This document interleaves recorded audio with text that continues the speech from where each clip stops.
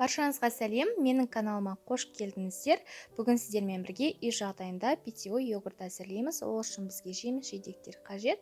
Банан, клубника және де малина. Менде малина мен клубника қатырылған түрі және де осындай айран қажет.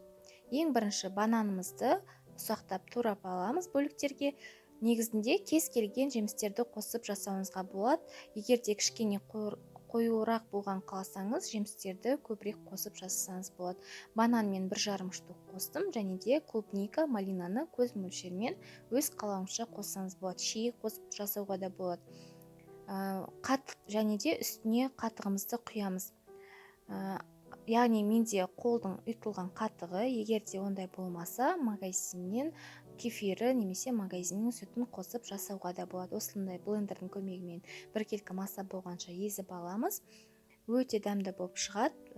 Магазиннің йогуртына қарағанда үй жағдайында осылай табиғи йогурт жасап берсеңіз де болады. Ешқандай краситель қосылмаған өзінің табиғи түсі. Лайк басып, комментарий қалдыруды ұмытпаңыздар. Сіздермен бірге болған Перизат Манатовна.